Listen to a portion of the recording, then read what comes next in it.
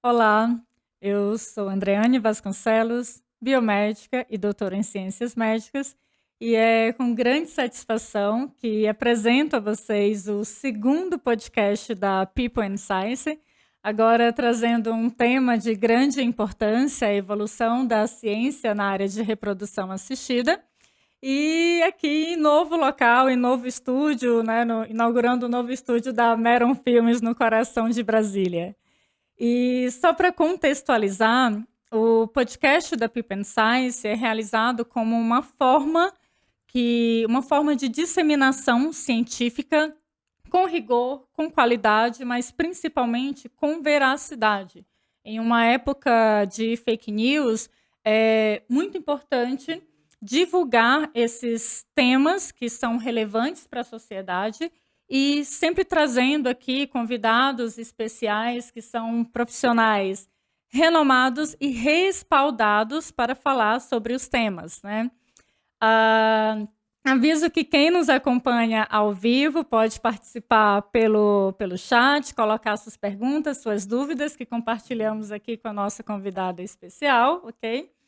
E antes de começarmos a nossa conversa, gostaria de agradecer o apoio do Café Bistrô Dona Maricota e Arri Poke e Rose, né? O melhor poke, o primeiro e melhor poke de Brasília, ok? Localizado ali no sudoeste em Brasília, ok?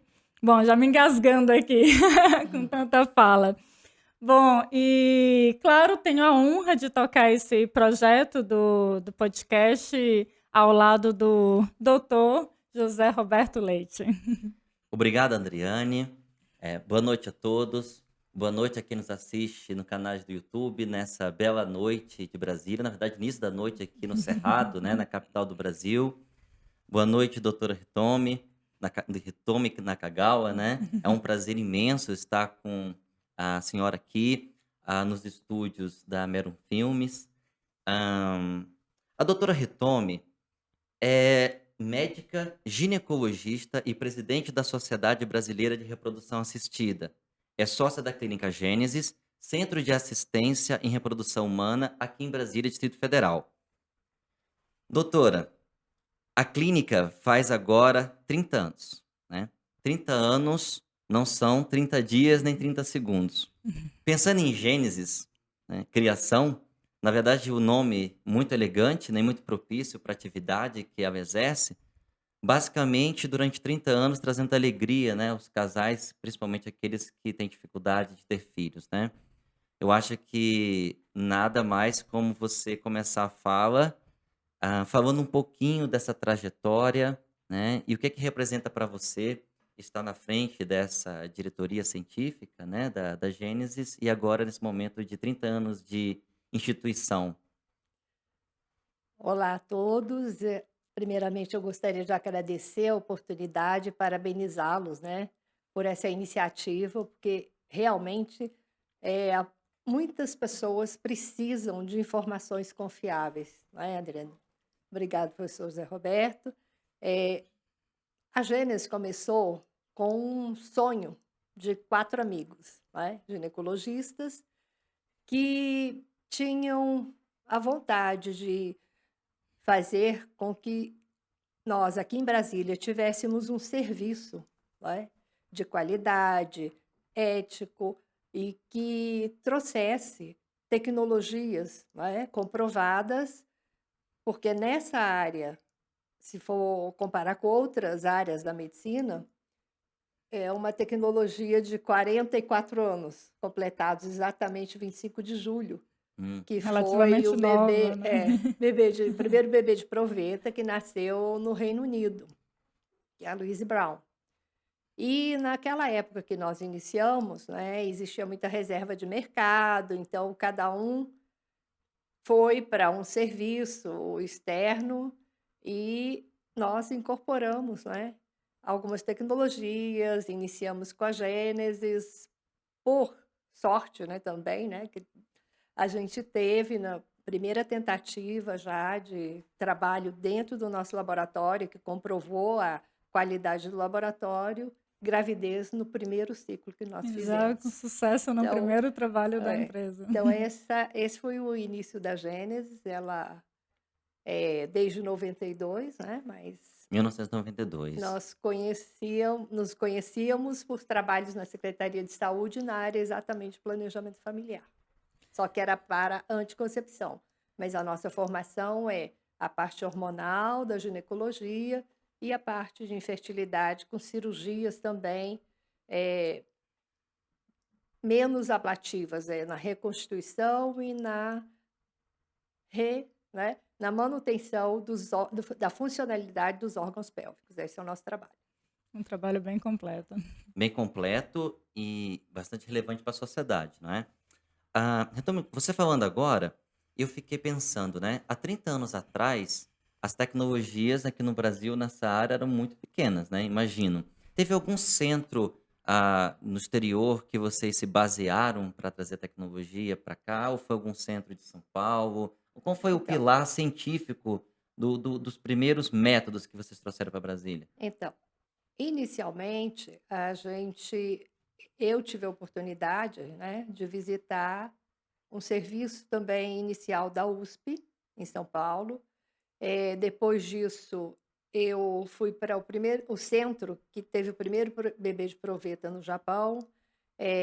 2 sócios foram para os serviços na Espanha, em Barcelona, que são tradicionais. E o preparo da embriologista também, porque se a gente for falar, o laboratório é um coração de uma clínica de reprodução assistida. Certamente. E esse centro de tecnologia tem que estar muito apurado, muito afinado. Então, a nossa embriologista-chefe, ela, além de ter frequentado vários serviços no Brasil, também foi para a Bélgica, onde teve a primeira, digamos assim, a injeção intracitoplasmática de espermatozoides, passou pela Espanha, pela Argentina, pelo Peru, pelo México, vários serviços até concentrar e a gente montar o nosso laboratório. Entendido. Eu imaginei que o trabalho de respaldo científico foi muito pesado, porque 30 anos atrás Brasília tinha um pouco serviço assim, de tecnologia, porque tem muitas áreas de tecnologia que tem que atuar, né, na reprodução. Agora, para o começo aqui do nosso bate-papo, né, existem muitos termos que até os profissionais de saúde, que não são especificamente da área, acaba tendo muita dificuldade de compreender. Até porque, às vezes, os livros, os artigos não são muito exatos, né? E às Exato. vezes confunde um pouco a população geral também, né? Então, esses termos como reprodução assistida, inseminação artificial, fertilização in Exatamente. vitro, eu queria que a doutora explicasse um pouco mais cada um desses termos, o que é que eles são iguais, diferentes. Vamos apresentar o conceito primeiro do nosso podcast, né? Para que as pessoas se Sim. esclareçam. Existe um órgão chamado ICMART, tá? Que ele reúne várias instituições que representam a reprodução assistida no mundo inteiro. E fez um glossário, tá? Em 2017, a atualização, que foi a última atualização do glossário, sobre esses termos. E o que ele fala? Que reprodução medicamente assistida são todas as técnicas que ajudam as pessoas que têm dificuldade, alguma disfunção de fertilidade ou a infertilidade, para que obtenha bebês, né? Complete sua família. Desde estimular a ovulação, para aquelas pessoas que têm problema de ovulação, procedimentos cirúrgicos, por exemplo, na endometriose, depois a gente pode secar mais esses termos Uhum. e essas doenças, né? Para tratar fator masculino, por exemplo, o que é a inseminação, então? A inseminação é uma técnica em que se prepara um ciclo menstrual, né, mimetizando na natureza, estimula-se a ovulação para que se tenha no máximo 2 a 3 óvulos e preparado o sêmen em laboratório, em meio de cultivo, um concentrado só dos espermatozoides top, ele é depositado dentro do útero da mulher no período fértil, que a gente vai controlando por várias ultrassonografias. Isso é a inseminação, que muita gente confunde com fertilização in vitro. Ok. Exato. As técnicas de reprodução assistida são aquelas especificamente relacionadas com manipulação in vitro, tanto dos gametas, espermatozoides e óvulos, quanto dos embriões. Então, depois de formados os embriões, esses embriões são transferidos, dependendo da faixa etária, no máximo de 2, excepcionalmente 3, geralmente 1, principalmente naqueles embriões biopsiados, para dentro da cavidade uterina. A estimulação da ovulação, né, do ovário, ela é mais intensa porque nós queremos coletar o máximo de óvulos que essa mulher pode, né, ter em termos de maturidade desses óvulos. Aí resgata-se todos para tentar inseminar no laboratório, formar os embriões e cada etapa vai se perdendo, porque a natureza é assim. Se perdendo algumas dessas células. Exatamente.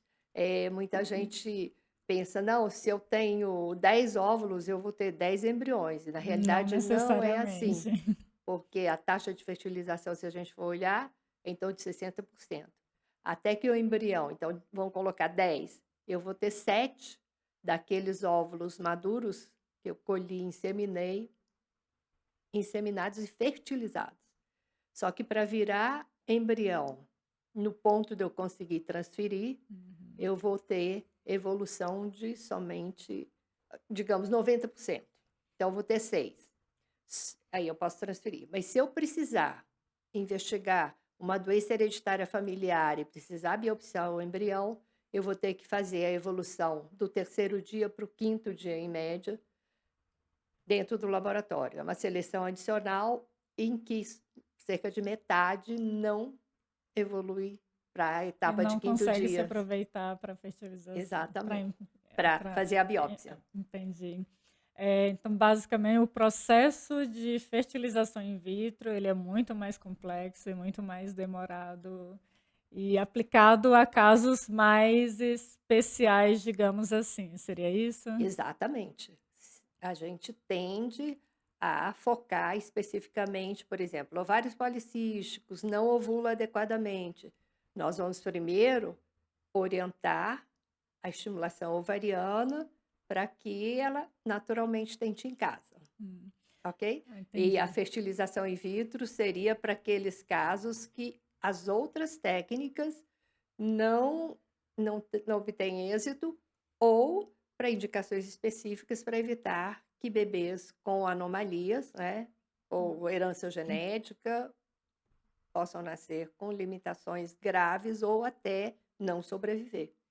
Esse glossário que a doutora citou é um glossário de livre acesso? É livre acesso. Livre Depois eu acesso. posso... Chama ICMART. E que É a mais? instituição. Está informado aí. A gente É. pode colocar na descrição depois do ICMART, YouTube. M-A-R-T. Legal, muito interessante. É uma base para estudo, né, de conceitos importantes. Isso. A doutora citou, em alguns momentos aí da sua fala, estimulação ovariana, né? O que exatamente significa estimulação ovariana controlada, esse termo? Então, a estimulação ovariana, ela é para procedimentos tanto de fertilização in vitro, quanto de inseminação, ou para corrigir distúrbios de ovulação, ok? Quando a inseminação e, no caso de ovários policísticos, por exemplo, que a gente programa um namoro programado, ou coito programado, né? Nós mimetizamos um ciclo de maturação do óvulo, que ele matura dentro do folículo ovariano. O ovário contém vários folículos. E dentro do folículo tem o óvulo. O folículo é a casinha do óvulo, tá certo? Legal. Habitualmente, muitos folículos começam a maturar no ciclo, ok? Então, a gente fala primeiro dia do ciclo, o dia que acontece a menstruação. Nesse período, às vezes, dependendo da faixa etária da pessoa, ela tem 5, 10, 15, 20, 50, 100 folículos prontos para maturarem, se você estimular. Se você não fizer nada, habitualmente, na mulher que ovula, um vai maturar e o restante dos folículos vão degenerar. Por isso, que o consumo na vida reprodutiva, ou desde a vida intrauterina, é progressivo, inexorável, irreversível, né? E aí também é por isso que acontece a menopausa. E Entendi. também a falência ovariana ou a dificuldade, depois de determinada faixa etária, da mulher engravidar por deficiência de ovulação ou qualidade da ovulação. Já pegando aí o gancho da sua fala, deixa eu já emendar aqui com uma outra pergunta que pode ser muito útil, né, para as pessoas. Em uma autoavaliação, eh, quando que o casal, uma pessoa interessada em engravidar, deveria procurar o serviço de reprodução assistida? Quais são os sinais, os critérios que a gente analisa para poder pensar, não, eu preciso desse serviço? Então, a gente conversa muito em termos de idade, justamente porque a mulher tem uma reserva de gametas que acaba. Pré-definidas, né? Então, habitualmente, até os 35 anos, né, a Organização Mundial de Saúde define como infertilidade aqueles casais que tentam durante um ano sem método anticoncepcional e não conseguem engravidar, tá? Só que até os 35 anos essa definição está ok. Mas, a partir dos 35 anos, começa a acender um sinal amarelo, porque a qualidade dos óvulos vai piorando e a A quantidade quantidade também. também. Então, 6 meses seria esse limite. E aquelas mulheres, né, tomando como base as mulheres desse casal, que têm pelo menos 3 meses de tentativas aos 40 anos, ela deve procurar uma orientação especializada. Não quer dizer que ela vai ter que fazer algum tratamento, mas um acompanhamento Pelo com menos o conhecer. infertileuta, ele é recomendável, porque quanto mais a faixa etária está avançada, mais rápido ela perde a reserva restante de óvulos, né? Então, essa seria a orientação. Agora, para aquelas mulheres que menstruam com dor, têm relação sexual com dor, tiveram infecção sexualmente transmissível, né? Tem, por exemplo, uma história de cirurgia, né, de uma apendicite supurada, cistos de ovários que tiveram ter intervenção cirúrgica várias vezes, o homem que teve alguma infecção, teve cirurgias anteriores, né? Então, são vários fatores que esse casal pode Pode procurar observar imediatamente. e já procurar o serviço. Exato. Interessante. Bom, doutor, e qual é a estatística associada à infertilidade no Brasil e no mundo? Sim, em termos de população, né? Qual, Temos, qual é o tamanho do nosso problema, vamos dizer? diria, 15% da população Brasileira ou tem mundial? dificuldade mundial. E esse Mundial. número do Brasil difere muito da média global? Dependendo da região. Ah, Regiões, por exemplo, que têm infecção sexualmente transmissível com muita frequência, hum, esse número tende a piorar. Então, posso dizer que de cada 6 a 8 casais, um vai ter dificuldade para engravidar. 6, 8 casais. Existe um mito muito grande de que, não, começou a tentar, tem que engravidar. Na realidade, de cada 5 casais que estão tentando, um sai grávido aquele mês. 4 não saem. Hum. Para que cerca de 80, próximo de 90% consigam engravidar, eles têm que ter atividade sexual regular sem método anticoncepcional, pelo menos em torno de 12 meses, Para ser considerado. para que 80 a 90% consiga sair grávido De aquele ano. chance de Entendi. engravidar. Dentro Entendeu? do mesmo ano. Exatamente. Entendi. E algum estudo mostrando-se recentemente, por exemplo, na escala temporal assim, da humanidade, que esse problema tem agravado ou não? Não. Então, em relação à dificuldade de engravidar, devido aos avanços que a gente tem em termos de tecnologia, nós temos conseguido resolver muita coisa. Mas se você for olhar comparação com a natureza, Isso. né, a gente, por ciclo, porque quando você parte para um ciclo de tratamento, por exemplo, de reprodução assistida, é um ciclo que não consegue ser acessado pela uma grande parcela da população. Hum. Mesmo nesses casais que têm alguma dificuldade e precisa de reprodução assistida, a gente tem uma taxa de sucesso maior que na natureza. Por exemplo, você tem 20% de chance ao mês, 20, 23%, dependendo da faixa etária daquele casal, de ter gravidez por mês, por ciclo menstrual.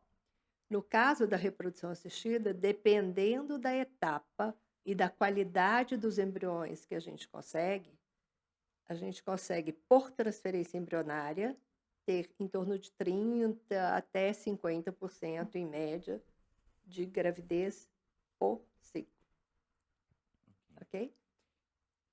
Mas E a gente não indica, existe mitos, tem pessoas que falam, não, eu não tenho essa dificuldade de acesso, eu quero fazer reprodução assistida porque eu quero ter gêmeos, minha avó teve, né, minha avó tem olhos azuis e eu quero que meu filho tenha olhos azuis, então existem muitos mitos, né? São as pérolas do dia a dia que a gente tem. Já já nós vamos falar das pérolas. Já já vamos escutar algumas histórias aqui. Queremos ouvir algumas dessas histórias. Mas, pegando o gancho ainda da sua fala inicial, né, a doutora mencionou algumas possíveis causas relacionadas, né, à infertilidade, por exemplo, investigar históricos de cirurgias, né, históricos de infecções, inflamações envolvendo região dos órgãos reprodutivos. ah, Dentre as causas de infertilidade em homens e em mulheres, quais que poderiam ser elencadas as mais comuns? Hoje, mulher, a idade já é um fator principal, né? Quanto mais estudada, que tem educação formal, tem muitos projetos e vai adiando essa gestação, né? Esse é um perfil que a gente tem que lidar com a faixa etária mais avançada. E as mulheres confiam muito que a tecnologia avançou, então eu posso deixar para mais tarde, nem sempre. Até que pode, no caso de deixar óvulos congelados, porque no momento que ela congela os óvulos, né, Dá mais liberdade de tempo para ela planejar. exatamente. Não é uma garantia, mas ela tem uma reserva de óvulos que, se ela não engravidar espontaneamente, ela pode utilizar. A gente estava conversando aqui um pouco sobre as principais causas de infertilidade em homens e mulheres, né? E dando um foco aqui principalmente em homens e com a moda do fitness e da utilização de hormônios, testosterona, para melhorar desempenho físico, isso tem afetado muito em termos de produção de espermatozoide, consequentemente levando à infertilidade. É isso? Isso, prejudicando a fertilidade até chegar, em alguns casos, como eu estava falando, é pessoal, né, a dosagem e tudo mais, que fica irreversível, ele para de produzir espermatozoides. Por quê? Porque a mensagem que o cérebro recebe nesses casos é que a gônada está funcionando, hiperfuncionante, então pode bloquear o estímulo cerebral para produzir mais hormônios, mais espermatozoides, por exemplo. O outro aspecto que a gente tinha começado a levantar também é a otimização. Tem muitas pessoas que têm dúvidas a respeito de otimização da fertilidade natural. Por quê? Porque a vida hoje está tão corrida que as pessoas, de repente, falam: não, eu vou usar só o meu aplicativo para tentar ver, ou o exame de farmácia para ver o meu período fértil, né? Então, isso pode funcionar para algumas pessoas, mas para outras, dependendo do período que ela está, o teste positivar da farmácia até a ovulação, às vezes, não dá a oportunidade adequada. Por quê? Porque se você ovula num dia, 3 dias antes, você já é fértil. Então, você vai perdendo a oportunidade de fazer as tentativas. Um outro aspecto tem atividade sexual todo dia ou dia sim, dia não? É indiferente. Entendi. Tem que ficar com as pernas para cima, essas coisas assim, que são posições, mitos, né? Que não tem interferência, tá? Lubrificante. Lubrificante, por exemplo, é preferível usar um óleo mineral, porque in vitro, né, vocês são pesquisadores, in vitro tem alterações de motilidade, espermatozoides, por Tem um exemplo, efeito pelo citotóxico, gel. né? Isso. Citotóxico, É. Mas- Eu vi que alguns desses tipos de produtos, né, contêm substâncias à base de N9, eu não vou lembrar agora o nome Não, específico da nobcinol, não. exato, É. que tem efeito espermicida, né? Então, isso claramente diminui aí as chances das tentativas. Isso. Entendido. Na mulher, a doutora citou a importante situação da endometriose, né? A endometriose tem sido bastante comentada atualmente, e as pessoas estão ficando também mais atentas a essas condições, que não é fácil diagnosticar. Então, nem toda cólica menstrual é normal, né? E só para esclarecer as pessoas, né? Acho que é muito útil falar um pouquinho sobre isso. Me corrija aí também, posso complementar. A endometriose é uma condição, uma disfunção caracterizada pela quando as células do endométrio, né, que é aquele revestimento, aquele tecido que reveste internamente a parede do útero, em vez de ser expelido, expulso na menstruação, esse material ele tende a ir para o sentido oposto, correto? Invadindo ali É. as tubas, ovários, causa inflamação, causa dor. Seria isso? Tem mais coisa ainda na endometriose? Então, a endometriose, podemos dizer que é uma doença complexa, porque nem como se forma a endometriose fora, né, um tecido semelhante ao endométrio, né, que se forma fora do útero, vamos colocar assim, porque existem várias teorias. Uma é essa que você falou. A outra é que existem células primitivas, digamos assim, mesenquimais, né, Sim. que elas se transformariam. Então, agora o restante Endométrio na região fora fora do do útero. útero, em cima do ovário, na parede entre o intestino e o útero, né? Nas trompas, no próprio intestino, e vai a cada ciclo menstrual, por causa dos picos hormonais, né? No período da ovulação, ficando cada vez mais ativo, faz a reação inflamatória e a tendência é um órgão ir aderindo ao outro. Faz aquele Bem bloqueio mais pélvico. complexo do que Isso. se costuma divulgar. E em relação à dificuldade para engravidar, não só por causa da dificuldade, né, de trânsito, tanto do espermatozoide pelas trompas, quanto as próprias toxinas produzidas por essas reações inflamatórias interfeririam com a fertilidade. Além do que poderia também afetar a nidação do embrião no Nidação, útero, a a implantação implantação do embrião no do útero. embrião no Então, são útero. vários os mecanismos, né? O próprio óvulo, ele pode dificultar a penetração do espermatozoide de forma natural. Entendido. Agora, Tommy, a conversa. Eu vou deixar meu parceiro falar um pouquinho. Então, eu tô ouvindo aqui, tô impressionado, né? Assim, as informações que a gente tem, quando não é de um especialista, são muito reduzidas, né? As pessoas falam assim, endometriose é isso. Eu já ouvi aqui, acho que mais 10 vezes do que eu já sabia sobre o assunto, né? E é para isso que serve aqui o canal de comunicação direto com as pessoas. Quando as pessoas viram, né, a divulgação do nosso podcast, quase sempre, né, vinha uma pergunta para mim, tanto de leigos como profissionais de saúde. Então, as pessoas têm muita dúvida nisso que eu vou perguntar. A reprodução assistida, ela aumenta as chances, né, de uma gravidez, ou de uma formação, embrionária com problemas genéticos, por exemplo? Então isso é uma pergunta, como às vezes existe uma manipulação real, né, a fertilização in vitro, há uma introdução de equipamento dentro do óvulo, né, para inserir o espermatozoide, muita gente questiona isso, se realmente aumenta o número de problemas. Como que, se isso é verdade, como é que a gente vai esclarecer isso para as pessoas? Então, a gente viu que existem várias etapas, dependendo do casal, que tem dificuldade de engravidar antes da gente ir para a fertilização in vitro.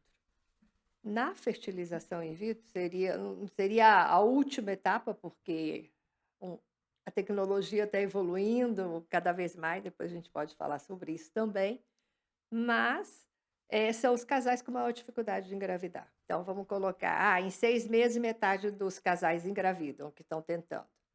Mas metade engravida nos próximos 6 meses. Então, vai sobrar para o próximo ano, né, cerca de 10%, digamos assim, que não conseguiu engravidar. Aí, em 36 meses, os próximos, 5% ainda engravida naturalmente. É mais difícil, mas... E os últimos 5% é o que efetivamente vai para a fertilização in vitro dos Ok. casais inférteis, ok? Então, o que a gente está fazendo com a fertilização in vitro? Provavelmente nós estamos bypassando a seleção natural. De repente, esse casal... Porque a gente não sabe todas as causas de dificuldade para engravidar. O que a gente sabe é que metade da responsabilidade é do homem, 30% do homem, 30% da mulher, tá? Tem cerca de 5, 10% que a gente não tem como Quando detectar. a doutora fala seleção natural, é justamente que as pessoas procuram a clínica porque já tem alguma dificuldade, né? A Isso. natureza já impôs uma dificuldade a elas. E então a gente pode questionar, será que a seleção natural não está postergando, dificultando esses casais que poderiam ter algum problema na prole para poder, né? E nós estamos bypassando essa seleção natural. Nós estamos, às vezes, colocando o espermatozoide único dentro de cada óvulo, ok? Então a gente insemina e fertiliza com essa técnica. E às vezes são pouquíssimos espermatozoides que essa pessoa produz. Não sei se isso é... Então, se eu colocar no mundo, como é que é? De cada 100 bebês nascidos, 1 a 3 tem alguma anomalia. Isso é estatística dos bebês nascidos no mundo.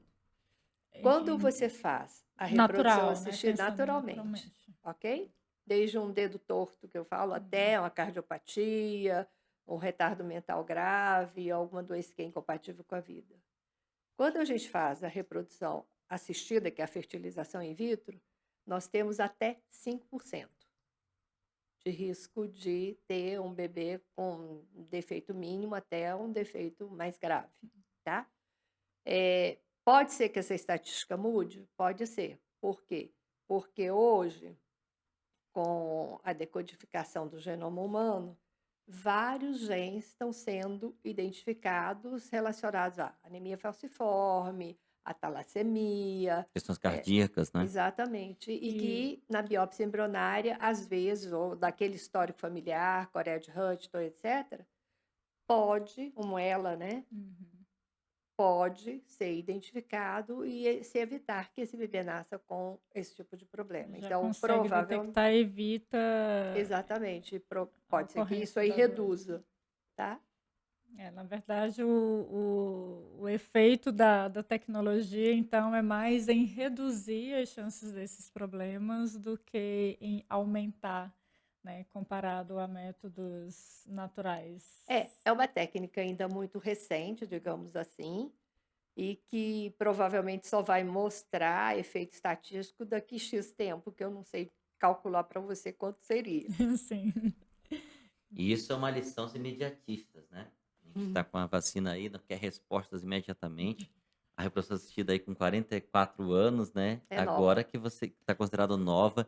Então, a evolução da ciência, principalmente na saúde, você precisa de tempo para que as verdades possam se consolidar, né? Antes disso, acaba sendo muito precoce, oportunismo, às vezes até amadorismo, né? Isso.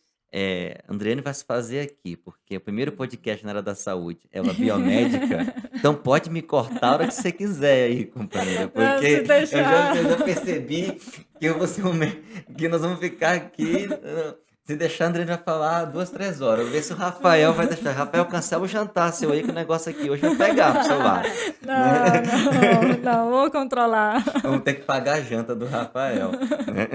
Vamos Nosso controlar, produtor já tá sim. tenso aqui, que o negócio hoje vai pegar. Agora, doutora, sobre a questão dos gêmeos. Não adianta, né? Esse é um assunto, eu acho que clássico. Todo mundo estava esperando isso, e quem vai ver depois o podcast, né, vai correr ali para ver a questão dos gêmeos. Ainda é muito comum a questão dos gêmeos quando a pessoa submete a reprodução assistida, ou os métodos mais atuais têm diminuído essa frequência? Como que está essa questão dos gêmeos? É, Ou dos múltiplos, né? nós passamos uma época de início, né, da tecnologia de reprodução assistida que não existia congelamento. Hum.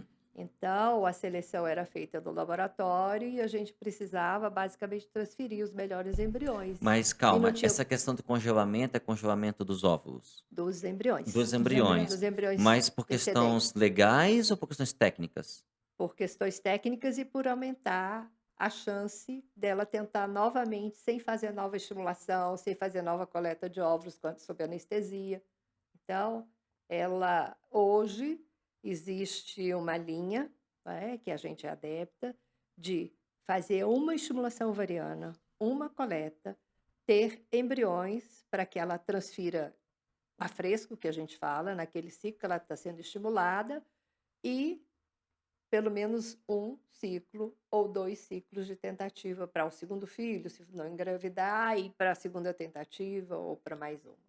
Enfim, Isso é conversado com o casal, conversar tá? com o casal, Bom, questão dos gêmeos, questão dos né? gêmeos.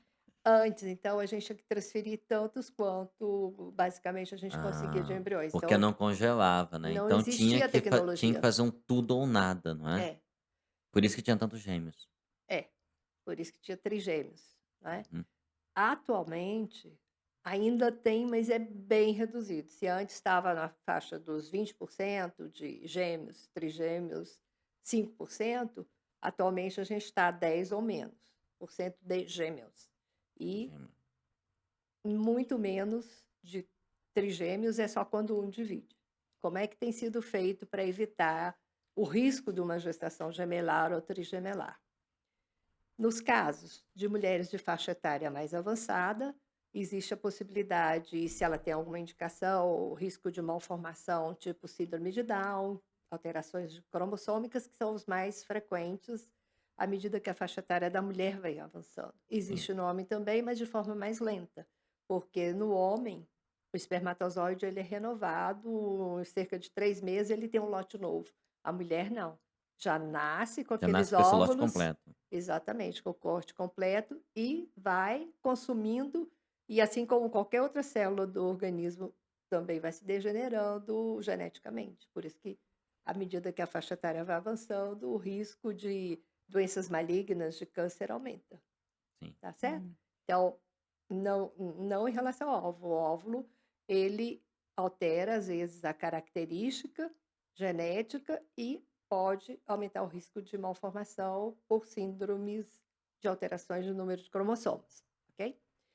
Gêmeos, existe ainda, por quê? Porque na própria injeção intracitoplasmática de espermatozoides, tá?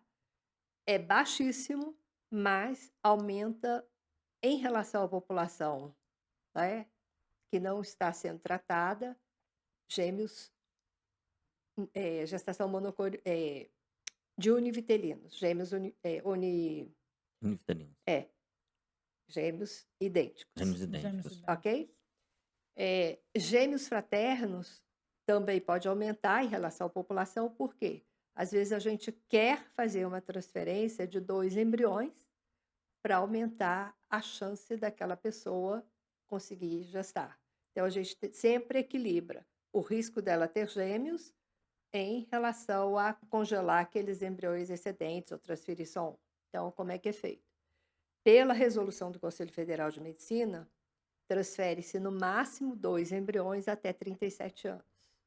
Se for óvulos de doadora, também no máximo 2 embriões resultantes daqueles óvulos de doadora, ok? Máximo de 3 até depois dos 37 anos. Antes, a gente tinha, com uma tecnologia versão anterior, até 4 embriões Hum, poderiam ser então transferidos. Hoje diminuiu, não pode, então diminuiu bem mais, bem até por mais. questões de regulação, não é? Exatamente. Entendi. Regulação e também pelo risco.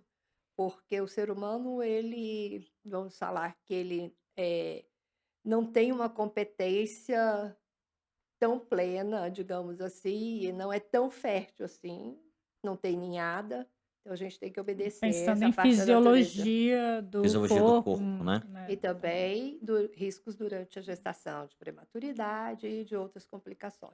Assim, Então, por e isso, ainda pode segura a mão. levantar a questão do planejamento familiar, né? Isso é Questão financeira. muito importante, estar preparado para gêmeos, trigêmeos. Isso.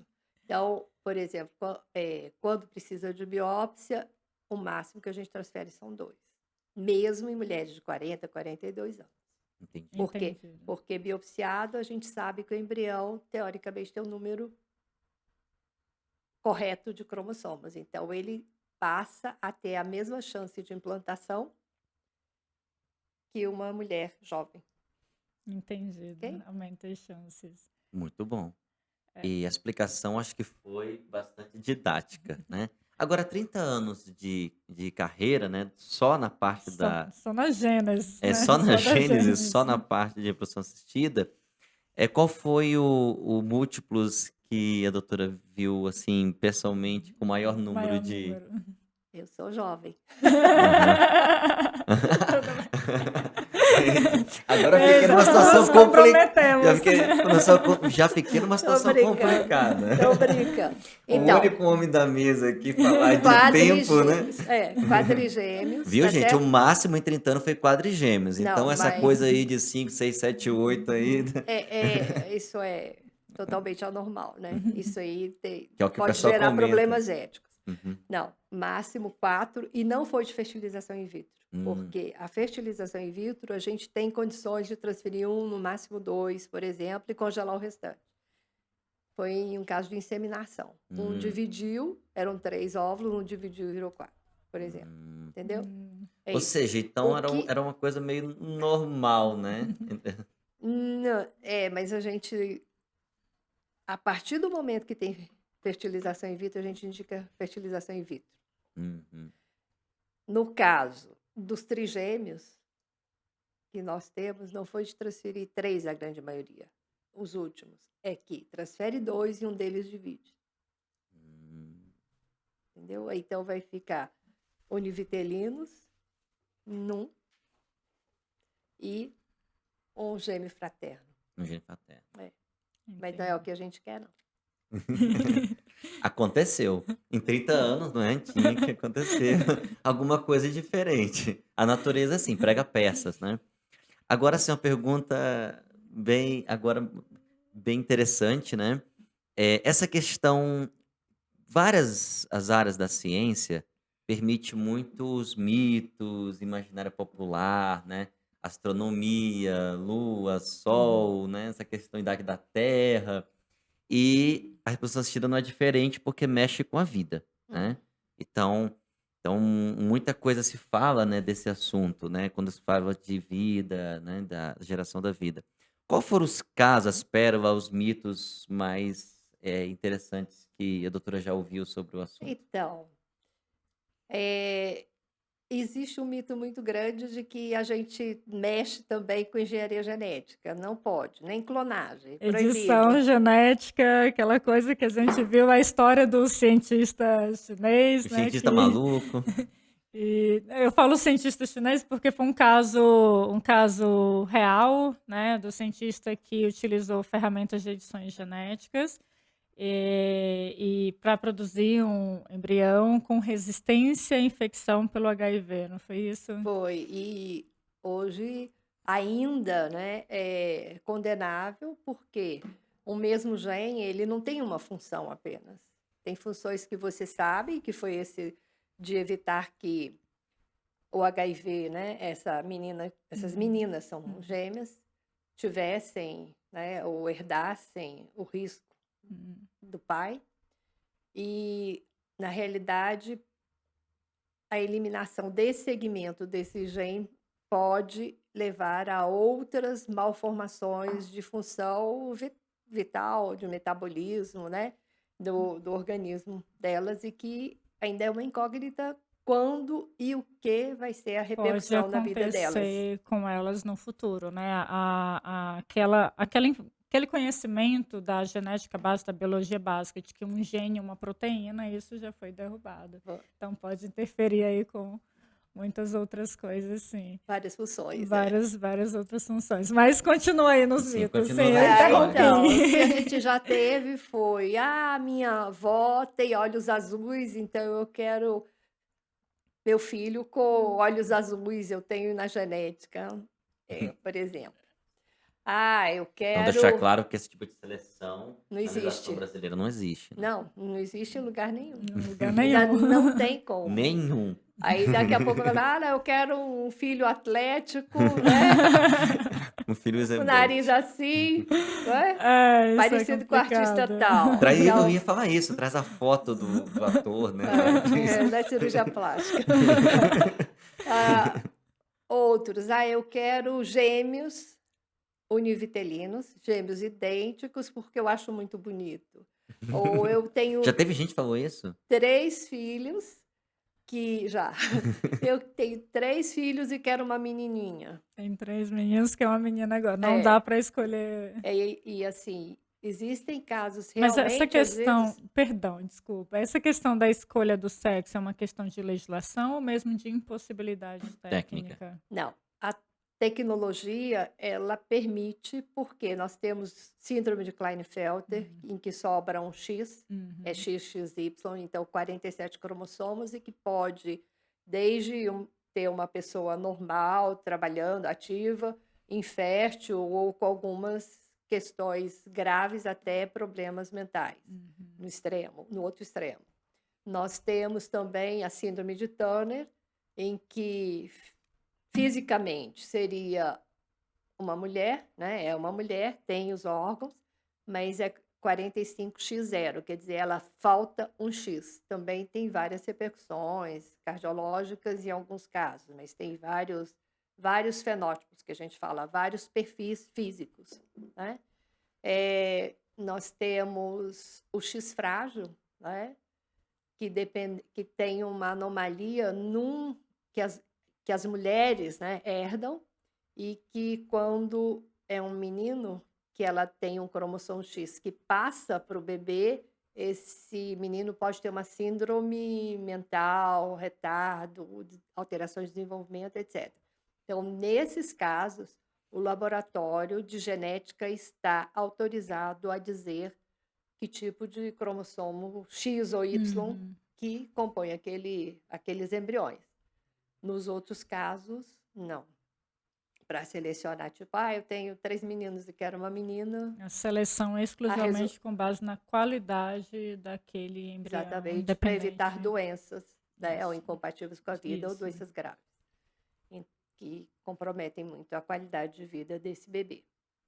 Então, nesses casos, pode. Fora isso, não pode. Não é permitido. Perfeitamente. Entendido. Eu acabei interrompendo, né, para fazer essa pergunta. Quer concluir a parte que estava falando inicialmente sobre os mitos ainda? Então, assim, o que a gente viu de mitos é que, às vezes, as pessoas, eticamente, o profissional que está trabalhando ou que está orientando, ele tem que ter um equilíbrio muito grande em termos de formação ética e tudo mais. Por quê? Existem julgamentos que os pais acham que são melhor para os filhos deles. Então, a gente teve pedidos já, não, eu tenho surdez, surdo-mudez, né?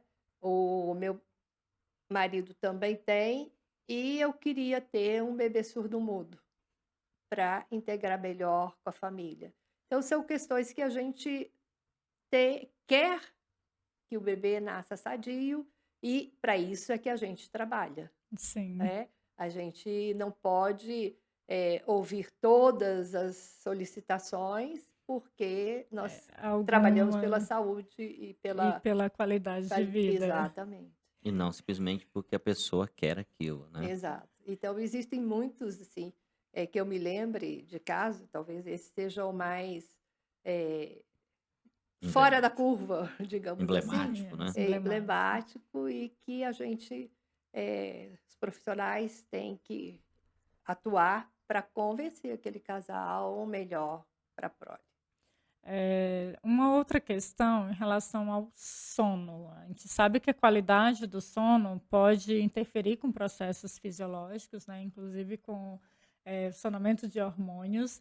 Tem essa relação de qualidade no sono com fertilidade? Isso é mito, é realidade? Existem trabalhos, mas como você vê em muitos, eles nem sempre são conclusivos. Precisam de outros trabalhos Outros complementares para confirmar, né, Se é essa realmente observação. apenas o problema do sono, não é? Exato. entendido. Porque às vezes a insônia está envolvida com um monte de coisas, né? Como estresse, né? Exato.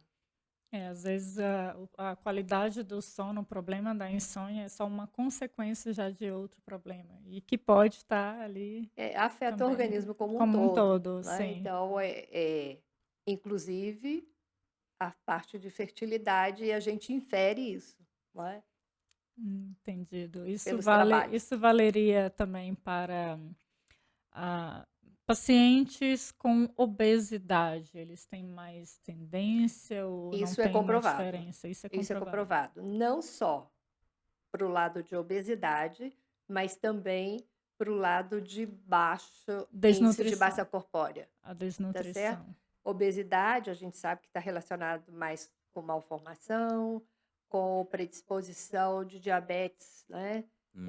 em relação à E o prole. Brasil agora subiu na estatística, é o segundo país do mundo, né? Com maior porcentagem de pessoas com problemas de obesidade, né? Por diversas questões nutricionais, econômicas, não é? Então isso eu Então, preocupo, deve ser uma coisa que vocês devem estar trabalhando isso bastante, né? a gente tenta trabalhar, mas tem que ser uma orientação e um acompanhamento multidisciplinar, Hum. né, envolvendo endocrinologista, envolvendo nutricionista, nutrólogo, né? Não só isso em termos de hábitos de vida, mas já que foi tocado nesse assunto, eu acho que há outros hábitos de vida, como cigarro, tabagismo, prejudica muito, até em termos circulatórios, a gente sabe disso, depleta mais rapidamente reserva de óvulos, tá? Dependendo do consumo, afeta a parte masculina, drogas recreativas, eh, Álcool. álcool também. Então, além da testosterona que a gente conversou agora há Uhum. pouco, tem outras interferências que às vezes a gente não sabe quantificar, E parece que a mas testosterona afeta muito, não é? Afeta muito. a A- ponto, sim, Eu dependendo do imagino. tempo de uso, a quantidade e da sensibilidade da pessoa, ela para de produzir espermatozoides. Definitivamente. Avançando aqui um pouquinho na nossa conversa, né, e também para esclarecer as pessoas que têm curiosidade, têm vontade de conhecer um pouquinho mais, e até para levar a informação e romper alguns mitos, né, relacionados à reprodução assistida. Quando um casal, uma pessoa percebe que está com dificuldade de engravidar, e procura assistência médica, realiza a consulta, né? O que vem depois? O que vem em seguida? O que essa pessoa vai passar de procedimento aí após a consulta? Comprovada que existe. É muito pessoal. Por exemplo, vou te dar um exemplo agora de pandemia, que nós passamos muita telemedicina, muita consulta, Sim, né? Teve a vantagem da gente ter várias consultas, não só do Brasil, né? Mas de fora. Então, isso ampliou o acesso de pessoas que, de repente, não teriam a oportunidade de conversar com aquele profissional, aquele serviço. Mas, por outro lado, depois que a gente faz o que a gente chama anamnese de cada etapa, desde qual é o histórico, quanto tempo, ver qual é a idade, profissão, né? como é que foi o histórico ginecológico, obstétrico, se já engravidou, se abortou, né? Como é que é histórico familiar, se tem vários abortos na família, se teve menopausa precoce na família, principalmente família materna, que a linhagem é dada pela família materna, né? Se teve infecções, né? Todo esse histórico, os hábitos de vida que a gente conversou, você vai personalizando. Para complementar, você faz o exame físico. E para aquelas pessoas que têm dificuldade de engravidar, nós temos, por exemplo, faz um toque, você vê uma malformação uterina, um cisto de ovário, um nódulo de endometriose, que ela não relata e que ela não sente nada. Se você for pegar uma população de dificuldade para engravidar e dor pélvica, metade tem endometriose. E você detecta, às vezes, no exame de toque. E aí você direciona. De repente tem um cisto de ovário. Eu vou pedir exames específicos para identificar aquilo. Pode ter uma trompa obstruída. Eu vou direcionar para a trompa. De repente tem o espermograma que a pessoa traz, que tem malformação aumentada de espermatozoides. Então, eu vou pesquisar especificamente, né, com que tipo de doença ou tipo de alteração do organismo reprodutor masculino que pode estar interferindo, ou peço a retaguarda de um andrologista. E aí vai, é muito... Cada situação é Exatamente, a bem partir do momento personalizada. que eu faço a anamnese, faço o exame físico, já eu começo a detectar qual é o tipo de pesquisa, ou qual é o tipo de conduta e de direcionamento de exames complementares mesmo que eu preciso pedir para aquele casal. Dependendo do caso, isso pode chegar a quanto tempo o processo da primeira consulta até Às vezes, na primeira consulta, eu já indico o tratamento, sem precisar de exame complementar. Entendido. A experiência também conta muito. Claro. Experiência e competência conta muito, sim. A doutora citou, né, já citou aí a situação da Covid-19, um pouquinho foi uma novidade para todo mundo, né? Acho que o professor José Leite pode até comentar um pouquinho mais sobre, né, trabalha já com projetos ligados à Covid também, pode até comentar um pouquinho mais, mas as dificuldades nessa área de reprodução assistida durante a pandemia, imagino que... eu vou deixar você falar. Não, eu acho que a Andriane tocou num ponto também muito relevante, porque todas as áreas a Covid afetou um pouco, né? Mas eu acho que antes de entrar num assunto mais específico, vamos seguir no linha de raciocínio da Adriana, assim, o que é que a área em si, né, da reprodução assistida, como foi o impacto, né, no trabalho de vocês? Então, a gente teve o trauma de 2016 com o Zika vírus. Ah, sim, já Já anterior, tem né? uma experiência E pouco mais de 2, 3 anos depois já Mas veio a quando você fala Covid. trauma, fala um pouquinho mais, como foi, assim, essa questão da microcefalia? Exatamente, que a gente, na época, já tinha muitas pacientes em andamento de tratamento para engravidar, né? E foi um pânico geral. Mulheres que já estavam com a função ovariana comprometida e que não tinham como aguardar.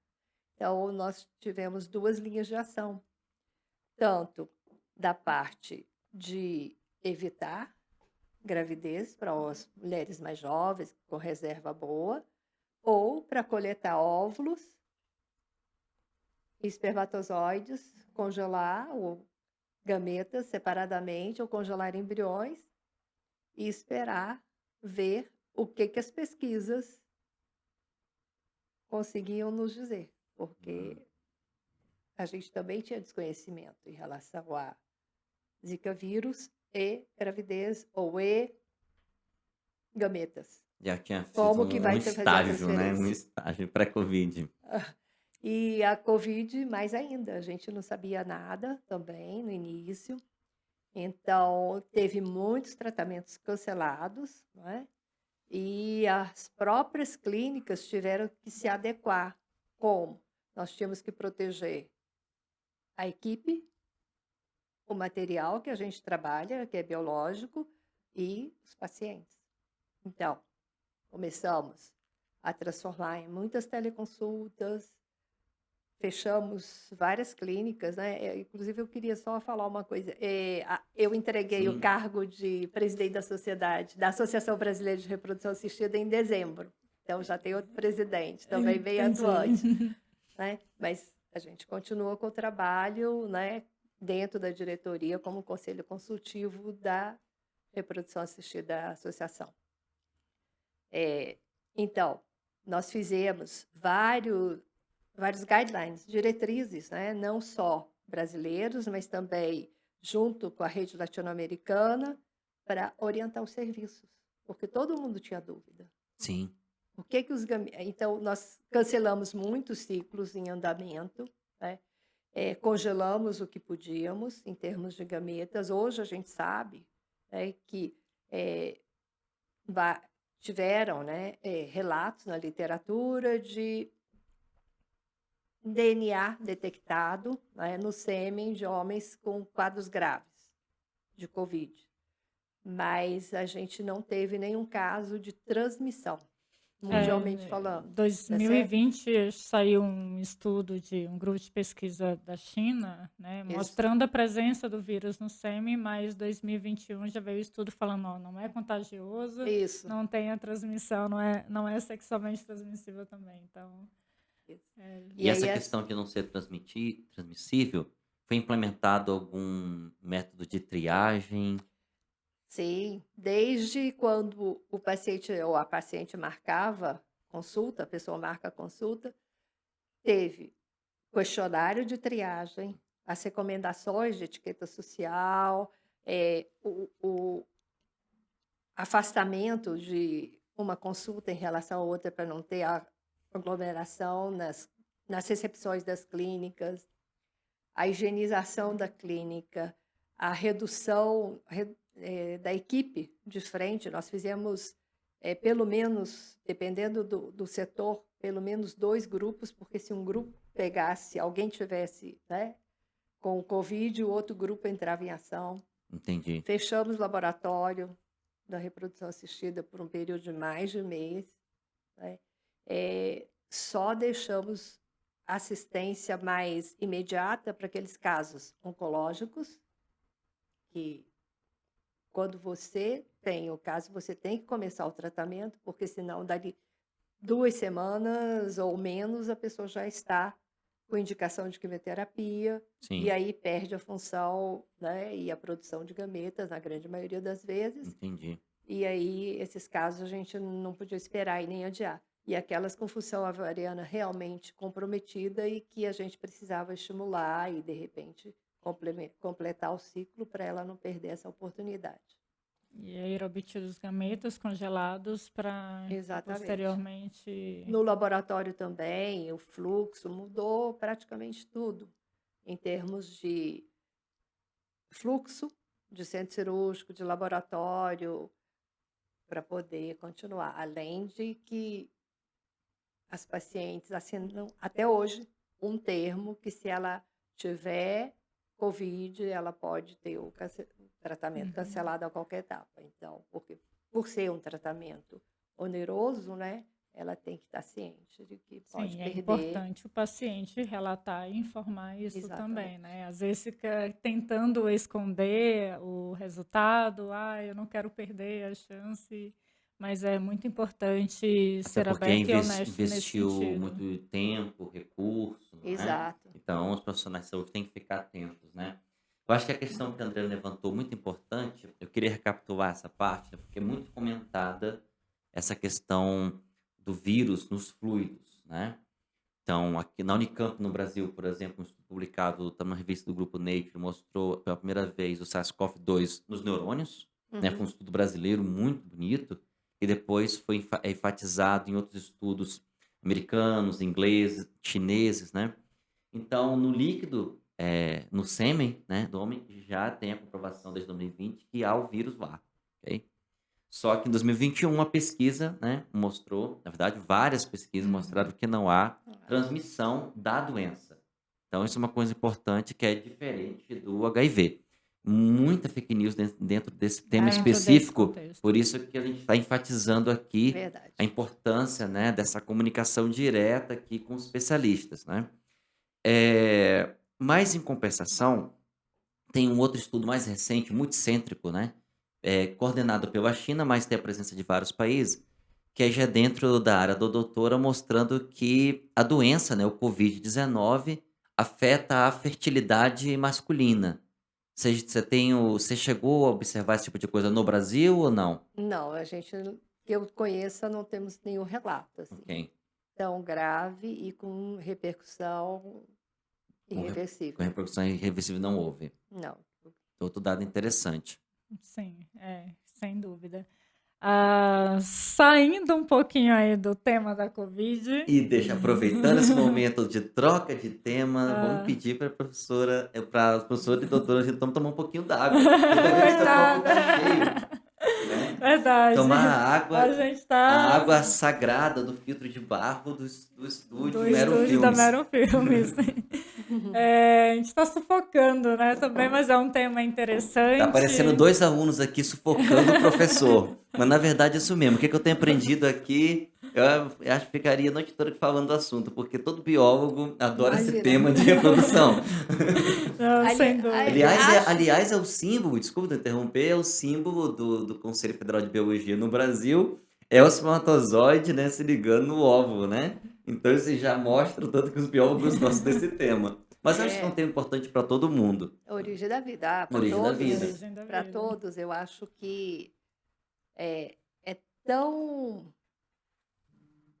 tão intensa a repercussão para aqueles casais que programam ser pais e não conseguem, que a gente vê que mesmo em países como Israel, que eles oferecem um número ilimitado, digamos assim, de ciclos de reprodução assistida para aqueles casais até eles conseguirem 2 filhos, até Hum, completar suas famílias, pelo Estado, né. E mesmo assim tem muita gente que desiste, cerca de 1/3 desiste de continuar o tratamento pelo estresse que o tratamento e o contexto levam. Aí você vê separação, você vê uso de ansiolítico, você vê depressão. Então, é uma condição que afeta a qualidade de vida. Segundo a Organização Mundial de Saúde, acho que é a quinta condição, né, em termos de doenças, que afetam a qualidade de vida. E a gente sabe que não é, ah, não, eu desisti de ter filhos agora, mas quando, né, os amigos, as pessoas ligadas começam a ter netos, essa Essa- sensação volta tudo de novo, volta. recrudesce. Então, não é algo que, ah, eu adiei só, né? Que volta toda aquela. Tem muitas questões psicológicas envolvidas, né? E É, aí a importância também, né, desse acompanhamento multidisciplinar na área com a psicologia também. A gente tem falado muito aqui sobre a decisão de casal em querer ter filhos, né? E utilizar as tecnologias de reprodução assistidas para isso, mas isso vale também para pessoas solteiras, né? Os monoparentais. Isso também tem sido frequente, tem sido visto ou não? eu acho que a tecnologia de reprodução assistida você pode dividir em duas grandes correntes, que a gente chama indicações sociais e indicações médicas. ok. Dentro das indicações sociais, o adiamento, né, ou postergação da gravidez, principalmente pela mulher, ela é possível porque ela congela os óvulos, guarda os gametas para um momento mais adequado para usar. Isso pode, pela resolução do Conselho Federal de Medicina, até 50 anos acontecer. Exceções a esse limite são de acordo com a avaliação, se ela não tem nenhuma doença crônica, né? eh, ela pode eventualmente até conseguir depois dessa faixa etária. E a outra possibilidade são que a gente tem múltiplos modelos de família, né, atualmente, e que E a pessoa reconhecidos oficialmente como famílias. exatamente. O pai, né, sozinho, a mãe sozinha, os casais homoafetivos, né, Então, são vários modelos de família que a tecnologia de reprodução assistida permitiu. Agora, se você vai olhar o lado médico, além dos casos oncológicos que eu falei, né, dos tratamentos, que na realidade a fertilização in vitro, a tecnologia de reprodução assistida, começou com um casal que tinha problemas, né, de trompas. Ela tinha problema de trompa, aí engravidou da Louise Brown, mas isso depois de quase 200 e tantos, mais de 250 tentativas, isso que é pesquisa, né? Nossa. E, além disso, mulheres que têm endometriose, que necessitaram de cirurgias várias, que têm reserva baixa, que têm parceiro, ela geralmente, quando tem parceiro, ela pode deixar embrião congelado ou tentar, né, a gravidez com a reprodução assistida. Aquelas mulheres que fazem vários cistos ovarianos, requerendo cirurgias, também podem se beneficiar por essa técnica. Casais, a gente falou de HIV, quando o homem tem HIV, portador de HIV, né, e a mulher não, para que se evite transmitir para a companheira, né, e também para a prole. Então, existe essa possibilidade. Você faz o Interessante. PCR no sêmen preparado, e manda uma alíquota, deixa o sêmen congelado. Se esse sêmen estiver negativo, né, claro, com os outros marcadores no infectologista negativos, aí pode ser utilizado para poder fazer a fertilização in vitro e os bebês nascem sem a doença. Sem a doença. Ok? E a parte genética também, que a gente comentou, para evitar doenças, doenças familiares, hereditárias, né? E também fazendo a tipagem do HLA, que é para compatibilização de transplantes, por exemplo. Quando você não quer que o seu segundo filho nasça com a mesma doença, afetado com a mesma doença hereditária, e aquelas crianças que não têm doador compatível, tipo de transplante de medula óssea, esse irmãozinho pode, Ser né, um ser o doador doador, possível, né? E o exatamente, com casal células do cordão possível. umbilical dele e nascer sem a doença e completar a família. Então, São cada dia muitas aumenta, possibilidades que a reprodução assistida está ajudando aí cada dia as aumenta. famílias, as pessoas, né? A doutora tocou aí no assunto dos casais homoafetivos e a gente sabe que a comunidade LGBTQIA+, é uma considerável parcela da população no Brasil, né? E que tem o desejo de estabelecer as suas famílias também, e aí a gente vê que a reprodução assistida tem ajudado muito esses casais, né, homoafetivos masculinos, homoafetivos femininos, transexuais também. Como, assim, tem algum caso que a doutora poderia compartilhar, relatar, que tenha vivenciado, né? Vários. Vários. Mas você tocou num aspecto importante dos transexuais. E que, às vezes, antes de fazer um procedimento mais radical, tipo tirar gônadas, né, deixar material congelado, quer seja óvulo, quer seja sêmen. Porque, às vezes, encontra, né, uma pessoa, companheira, parceira, que deseja completar essa família e tem a possibilidade de ter seus bebês com o seu próprio material genético. Para muitas Isso é pessoas, isso importante. é a primeira opção para todo mundo, e para muitas pessoas, isso efetivamente é um marcador, né? Um divisor de águas, se ela deixou de fazer esse procedimento. Então, isso é uma coisa que é uma mensagem que tem que ficar para Importante. poder, né, não ter um arrependimento depois. A gente teve pessoas, por exemplo, que é um casal de homoafetivos, né, um deles trans, né, trans, que era mulher antes, usou testosterona, né, tirou a mama, então ficou com característica. E Masculinas. a pessoa era jovem, mais jovem do que a parceira, e aí parou a medicação, estimulou os ovários, ovários. coletou e a parceira engravidou. Então, tem vários casos assim. Aí o homem, por exemplo, 2 mulheres, já teve 2 mulheres. Uma coletou o óvulo, a gente prepara o útero da companheira e ela engravida, chama-se gestação compartilhada. Que legal. 2 homens, né? A gente não pode fazer um pool de espermatozoides. Você tem que identificar, mesmo que seja vários óvulos de uma mesma doadora e você quer inseminar com sêmens, né, dos 2. Então, você separa os embriões originários de sêmen de cada um e transfere de cada, Um um de embrião um, de isso. cada Não, material não do parceiro. pode. Não Não pode? Não pode? pode. Não. Não. Transfere os originários de um parceiro com a doadora, né? De um Depois que o parceiro com bebê. doador. Isso. Depois que o bebê nascer, aí você pode transferir os outros embriões provenientes do espermatozoide de outro parceiro. Entendi. Então Entendeu? tem um Não pode filho com misturar. material, um filho com outro material. Isso. Entendi. Entendido. Não, Ok? não sabia. Entendido. E tem que ter. Aliás, doadora hoje de gametas pode ser parente até 4º grau. Antes não podia. Né? A partir de 2021 é possível.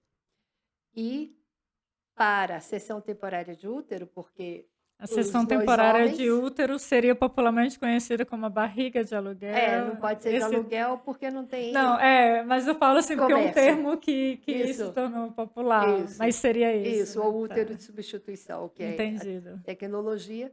E aí pode ser uma parente de 4º grau, mas não pode, né? A gente tem que tomar cuidado com a consanguinidade. Então, sempre essa recomendação. Entendido. Aí são muitas possibilidades, né? Muitas possibilidades de Interessante. novos modelos familiares. E a legislação, e aí, independente, né? Em todas essas situações, a legislação na área da reprodução assistida, ela tem sido muito aliada, tem sido positiva, ou tem Então. coisas que poderiam mudar? Projetos de lei nós temos mais de 20, Eita. tá? Mas são projetos. O que está mais adiantado de 2003, que não dá para aplicar atualmente. Por quê? Porque a tecnologia evoluiu tanto. E um dos riscos é esse, né? Você ficar estático e acontecer o que aconteceu, de repente, com a Costa Rica, né? De não poder fazer fertilização in vitro. O que Nossa. nós temos, né? Se você for hierarquizar as leis, primeiro vem a Constituição, depois as leis, e o que é chamado infralegal é a resolução do Conselho Federal de Medicina, 2294 de 2021. E desde 92, todos os centros de reprodução assistida seguem os bancos, né, de sêmen, de óvulos, seguem o que está escrito nessa resolução. Entendido. Na concepção da doutora, assim, a legislação no Brasil em área de reprodução assistida, ela é diferente do que tem nos Estados Unidos, do que tem no modelo europeu? Sim, cada país tem sua particularidade, tá? Os Estados Unidos, por exemplo, é por estado, né? Na Europa, apesar de ter a União Europeia, cada país, às vezes, tem características específicas. Por exemplo, acho que foi o ano passado só que casais homoafetivos conseguiram, na França, fazer reprodução assistida. Tem países que não permitem cessão temporária de útero, ok?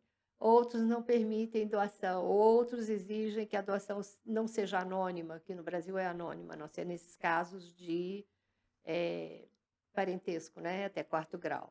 Então, é muito diferente, depende, às vezes tem uma questão cultural, uma questão local. Sim. Que tem esse tipo de Que adaptação. pode ter essa influência também, né? Exato. Doutor José Leite, quer comentar alguma coisa? Sim, essa questão, por exemplo, da legislação, fiquei pensando, né, e lembrando da questão o Brasil foi um dos países que desenvolveu primeiro a tecnologia de transplante do coração. E dentro dos países da ONU foi quase o último país a realizar o transplante de coração.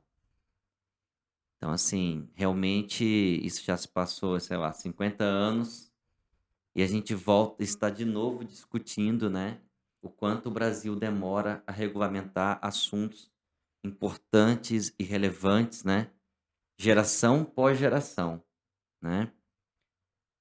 Você acha que isso é um problema apenas do político brasileiro, quando fala nosso legislativo, né, que a demora tão grande, né, no dentro do parlamento brasileiro para poder resolver questões com as importâncias sociais? Ou você acha que os profissionais de saúde do Brasil têm uma parcela de culpa nisso, porque esse problema em termos de grandes temas é recorrente, né? Isso aconteceu com, vou citar alguns exemplos aqui na cabeça rápido, tipo com a questão do transplante de coração, a questão de células-tronco, biossegurança, e agora a reprodução assistida, a questão do patrimônio genético, né, que já se discute há 16 anos e a legislação ainda é confusa, que é uma coisa que envolve, inclusive, uma coisa do Brasil que é extremamente relevante, que é o material genético, né, da nossa biodiversidade, né? E agora a gente está no tema e parece que só troca, né, o médico, o técnico, a área, mas é sempre a mesma coisa, né. Então você acha que isso é um problema só da questão do Congresso, de quem está com a tomada de decisão de fazer as leis, ou você acha que há uma falta de unidade dos profissionais ou de trabalhar junto também com as instituições que elaboram as leis? Eu acho que falta informação. Isso que vocês estão fazendo com esse podcast é fundamental. Eu já tive pessoas me perguntando, e pessoas cultas, me perguntando se eu trabalhava com aborto. Olha só, que é Nossa, ao contrário, é né. o Ao contrário. contrário, eu tento evitar os abortos, né. Então existe uma confusão muito grande em relação ao que é aborto. Aborto é depois que a pessoa está gestante, já está com o embrião implantado, os testes estão positivos e ela perde, tá. Existe um desconhecimento muito grande do que é a natureza reprodutiva do ser humano.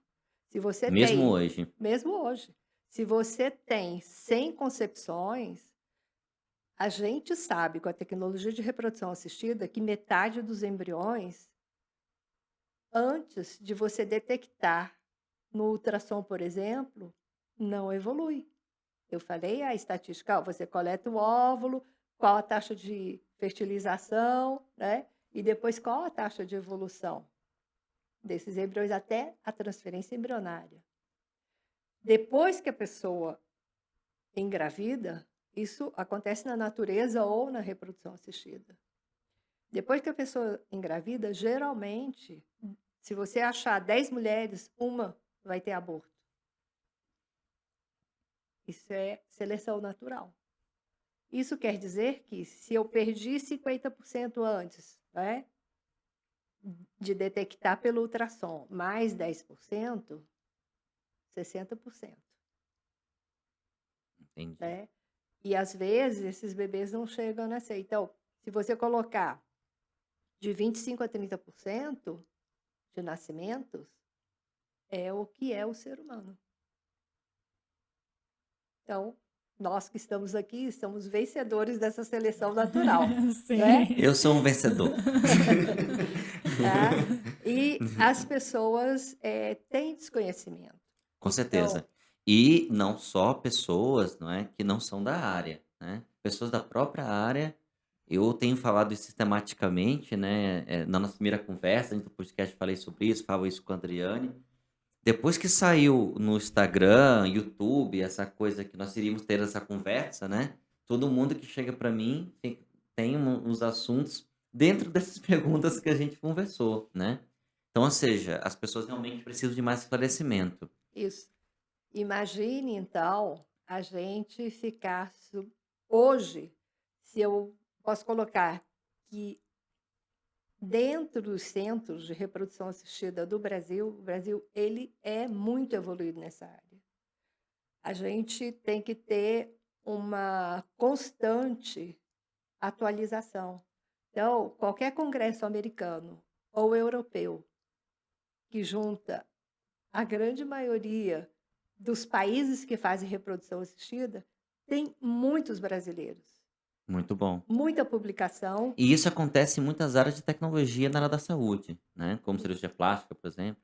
Agora, imagine você ser proibido de aplicar essa tecnologia Seria um por re... lei. Por causa seria, da legislação. seria Não um. acompanha o avanço tecnológico, né? Estamos falando de novo dos anos 50 com a questão do transplante de coração, né? É isso que eu falo. A gente tem que mudar É a mesma história. esse nosso estigma, né? Regulação da tecnologia, tudo muito. Agora estamos com a discussão aí da regulamentação dos pisos dos enfermeiros, né? Tudo muito lento no Brasil para regulamentar a parte técnica, né? Estou chegando numa fase, né, que a gente escuta muitos profissionais, né? Porque a gente está trabalhando com uma questão muito multidisciplinar e todos eles têm uma questão no Congresso ou na questão em audiências públicas para resolver de caráter grave, né? Desde a questão indígena até questões técnicas altamente complexas, né? Então a gente tem que avançar nisso, até como sociedade.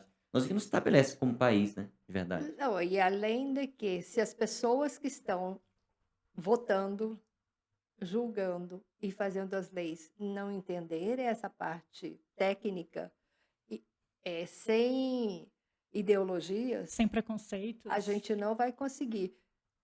Para você ter uma ideia, tá certo, professor? Se você for acompanhar, nós estamos na 6ª atualização da resolução do Conselho Federal de Medicina. E a lei de Nós 2003. de 92 para cá, nos últimos anos, nós tivemos 2021, não foi antes por causa da pandemia, Pandemia. entendeu? Mas nós tivemos 2017, 2015, a cada 2 anos, a mudança, não só tecnológica, mas social, está tão dinâmica que precisa dessa atualização da resolução em tão pouco tempo. Imagine se você levar isso para demorar 50 anos, nós estamos fora de qualquer evolução da área. Eu acho que a doutora Ritomo falou um tópico importante aqui, que a Andriane comentou muito bem no início, né? Que é sobre informação, né? Esse tempo que a gente está aqui no sábado à noite, né? Aqui em Brasília, estamos com vocês aqui, basicamente é transmitir informação. Eu acho que eu vou fazer um parênteses aqui, um apelo, né, também para os nossos colegas profissionais de saúde, técnicos, né? Perca um pouquinho mais de tempo de vocês, não só com os artigos científicos, mas sim para transmitir informação, né? Essa foi a origem da People in Science, faz parte desse projeto aqui, do podcast, que é feito com muito carinho, né? Com muito trabalho. A doutora trabalhou o dia inteiro, a semana inteira, né? Lá com os pacientes, está aqui. Então, tire um tempo de vocês para transmitir informação de verdade, né? E nunca é demais falar, né? A André, inclusive, tem uma palestra online, né, que vocês podem assistir no nosso canal do YouTube sobre fake news na ciência, que está no ar desde junho, né? Desde final de junho. Isso. Vocês podem acessar pelo canal, mas que é especificamente sobre fake news em ciência. Não transmita informações supostamente técnicas, pseudo ciência, informação sem fonte para as pessoas. Isso talvez seja um dos piores desserviços, né, que alguns profissionais de saúde do Brasil e do mundo, porque isso não é uma coisa, Do Brasil. infelizmente, do Brasil, né? Sim. Vamos deixar bem claro isso, que no mundo inteiro está assim. Eu tenho recebido vários mensagens, né, de grupos do exterior também cheio de informações desencontradas, né? Então, e isso acaba levando que as pessoas que precisam realmente da tecnologia, que precisam realmente da ciência para a sua qualidade de vida sejam prejudicadas, né? Isso em todas as áreas. Falando desse assunto, né? Agora eu vou dar uma sufocada, né, para me vingar da Andreane, porque ela deu uma, ela tirou aqui meu. Eu tinha mais uma pergunta ainda aqui. Então eu vou fazer uma rapidinho, surgiu. né? Uma rapidinha aqui, senão eu esqueço, que é uma que o pessoal aqui até da internet comentou muito, que é como são escolhidos os embriões para implantação, né? E o que se faz com os embriões excedentes? Existem vários tipos de seleção. A própria inseminação, depois que você vê no dia seguinte, quando são fertilizados, é uma seleção. Uhum. Mas quando você coleta o óvulo, você já vê se o óvulo tem alguma característica que não seria a habitual. Vacúolos, né? Alterações de zona pelúcida. Tô falando em grego, né? Tá? A alteração da Zona pelúcida. casquinha. A casquinha do Os óvulo. pelinhos em volta do ovo, zona Isso. pelúcida. Lembrando o Então, óvulo, gameta feminino, espermatozoide, gameta masculino. Mas hoje o pessoal dos Esclarecer. internautas aí tem o Google, né? Vai lá. Vai lá. o espermatozoide também, ele é selecionado, dependendo da característica ou da indicação. Você coloca alguns, né, uma centena, por exemplo, de espermatozoides junto com um óvulo, para que ele naturalmente entre Fecunde. dentro do óvulo, ou nos casos que tem, por exemplo, uma vasectomia há muito tempo, ou tem 10 espermatozoides para 10 óvulos, você injeta cada espermatozoide dentro de cada óvulo, né? E existe seleção também, porque depois da coleta ele é lavado, digamos assim, em meio de cultivo e tudo mais. Então, são desde gametas, aí depois que forma o embrião, existe atualmente tecnologias não só para você acompanhar se no terceiro dia tem tantas células, porque existe um padrão, né? É uma média que você considera, é um embrião bom, está desenvolvendo e está se dividindo na época certa, não está tendo divisão reversa, o que é? Às vezes vai para 4 células e volta para 3, entendeu? E isso, você tem uma tecnologia atualmente que é vista pelo embrioscópio, que é uma sequência, né, de fotos que esse equipamento tira, está sendo montado mundialmente, né, pelas clínicas que têm esse equipamento por inteligência artificial para ver quais são efetivamente as características que vão definir o melhor embrião. Fantástico. Você pode Isso é também. inovação total, né? Só tem 8 equipamentos no Brasil em relação a isso. E também você pode fazer a biópsia embrionária. Então, são várias, e uma das questões que está sendo estudada é se essa evolução no embrioscópio tem correlação ou não com a qualidade genética do embrião. Dentro da biópsia embrionária, a gente fala, não, vai tirar umas 4, 6 células do que vai virar a placenta, do protótipo da placenta que a gente chama trofoblasto, né? Nessa fase. Ou estudar no meio de cultivo que esse embrião está sendo desenvolvido, sem ser invasivo, o líquido e o material genético que esse embrião expeliu, digamos assim, para o meio de cultivo. Então, tem muitas coisas novas aí aparecendo e algumas sendo usadas.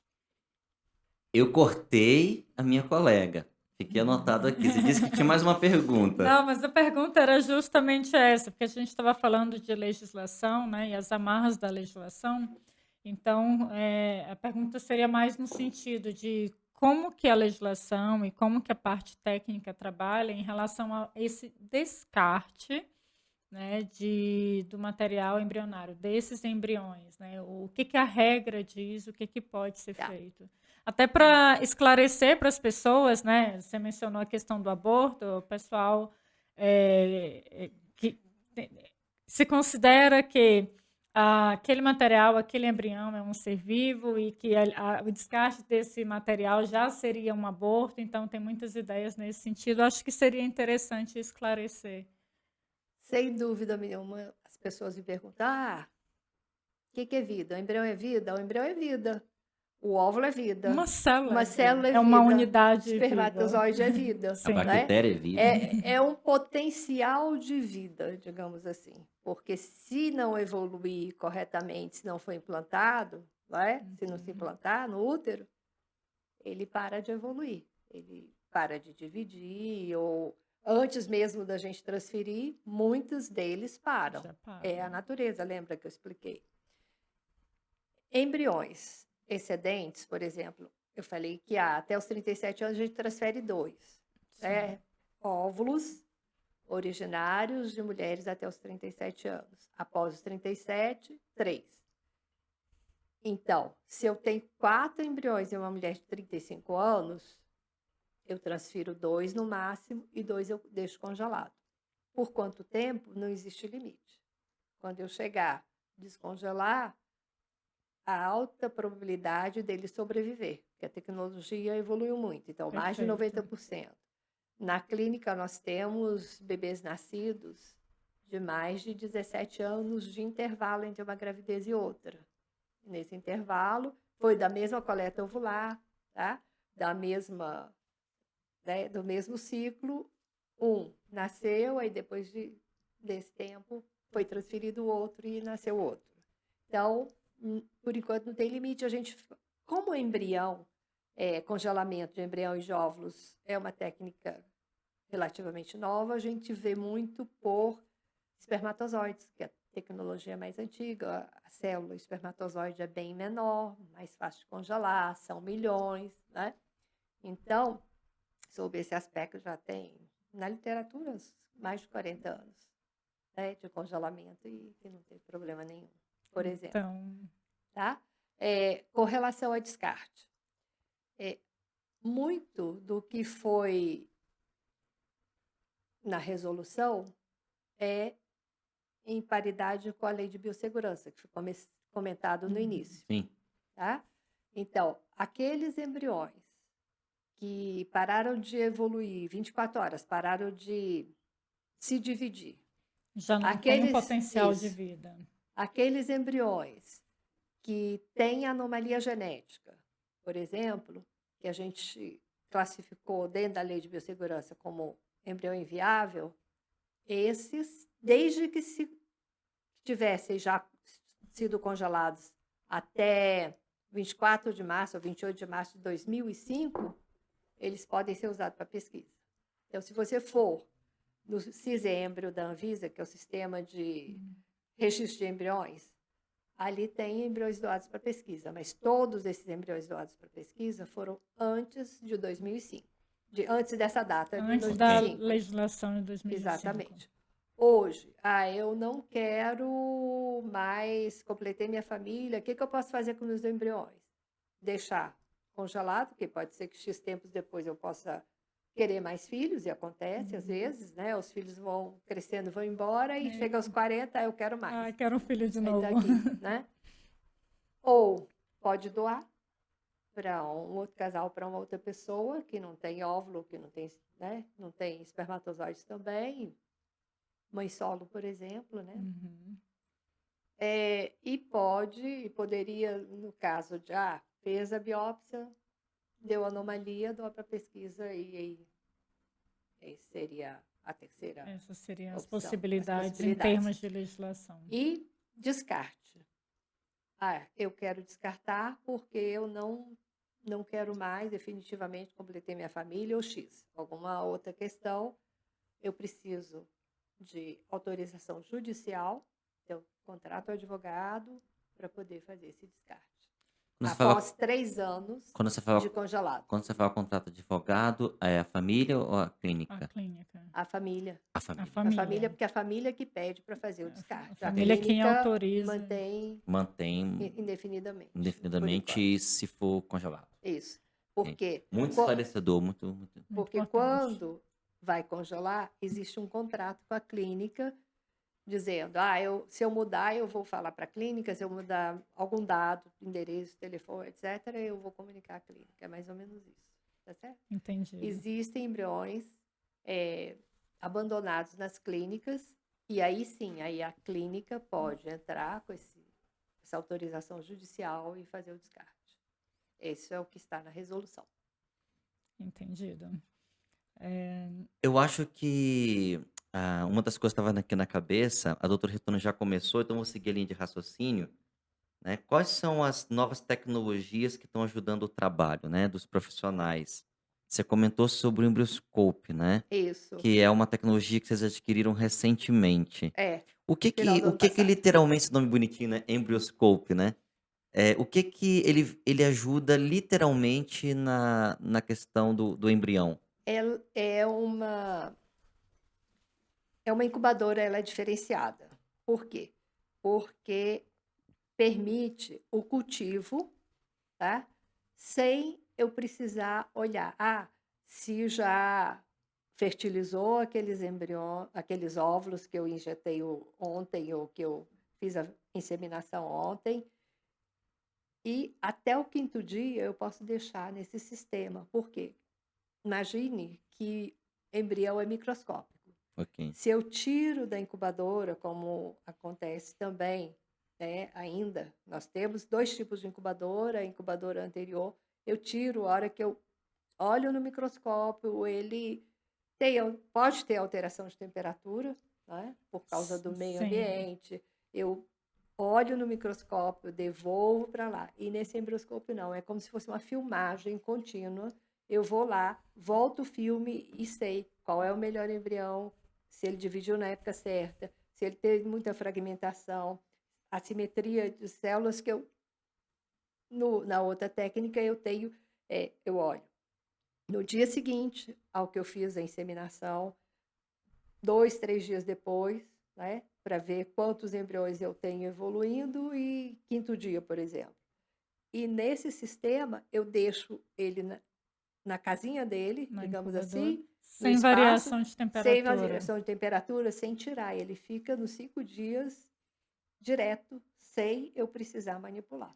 Isso é fantástico, porque diminui o estresse celular. Assim, eu trabalho com cultura de células, não com células reprodutíveis em células embrionárias, né? Eu trabalho com células de câncer, que são células muito mais resistentes, né? Então, mesmo esse tipo de célula mais resistente, trabalhar em laboratório, a gente tira da incubadora, vai para o microscópio, a sala vai estar com ar-condicionado devido aos equipamentos, temperatura mais baixa, e isso, claro, pode trazer realmente estresse para a célula. Então, ter esse equipamento que você evita esse procedimento, diminui o estresse, pode afetar mesmo a qualidade da célula do embrião. Isso é fantástico, né? E não só dizer que esses avanços, né, tecnológicos têm sido importantes, é importante serem implementados e viabilizados, não só na prática clínica, mas também para a pesquisa de maneira geral, né? Um comentário que eu queria fazer, né, sobre essa questão desse avanço tecnológico, é a importância da multidisciplinaridade, né? Então, a inteligência artificial, questão da tecnologia, e para os profissionais de saúde, né, que estão assistindo e que podem nos assistir, eu tive o prazer, né, na verdade nós visitamos, né, a Sim. clínica e de conhecer o equipamento, né, mas está, uma informação muito bem explicada nos canais do YouTube, né, e do Instagram da Clínica Gênesis. Gênesis Brasília, vocês conseguem, né, ver os vídeos, com as explicações técnicas sobre a tecnologia. Isso eu acho que é uma coisa muito importante para a área, mas também nessa questão de trazer tecnologias aqui para o Brasil, né. Doutora, e a pergunta que sempre, né, quando a gente vai falar de uma coisa de fronteira, né, a tecnologia da reprodução assistida é uma tecnologia de fronteira, que é um assunto que empolga People in Science demais, né. E já fazendo um convite para vocês aqui, né, a doutora Riton foi convidada por nós para ser palestrante do terceiro encontro de inovação o Encontro Encontro Internacional Internacional de de Inovação Inovação em em Saúde. Saúde, a ser realizado em novembro, né, 25 a 27 de novembro, no Biotic Sebrae Lab. E será uma honra contar novamente aí né, com esse compartilhamento de conhecimento, tão importantes conhecimentos e avanços tecnológicos, inovações tecnológicas para saúde e área de reprodução assistida. Aqui ela está falando para todos e lá ela vai falar para os especialistas, não é? Sobre o tema. E assim que a gente caminha, né? Sempre com mais informação. Mas sempre quando a gente está falando de People Insights, nossos projetos, sempre tem que ter esse pensamento, né? Doutora Vitória, você, pessoalmente, como médica, ginecologista e 30 anos de clínica, como é que você acha que o mundo vai caminhar para a reprodução assistida?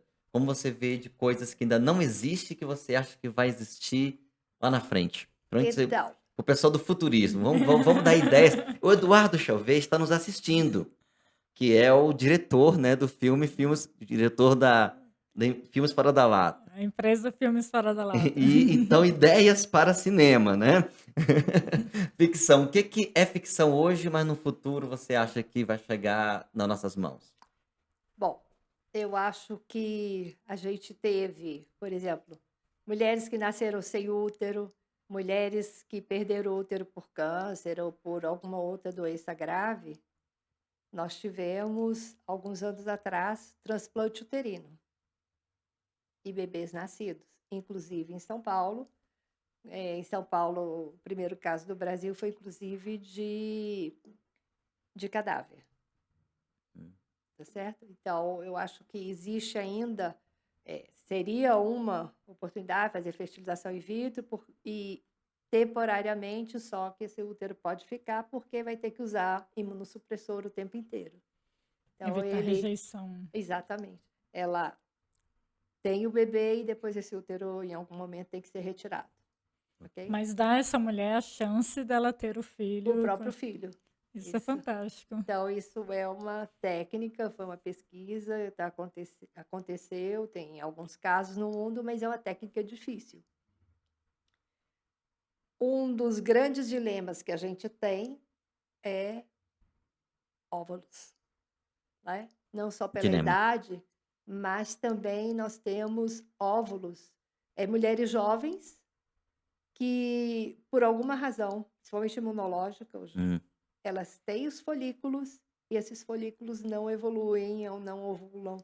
Então, também teve um japonês da área básica, né?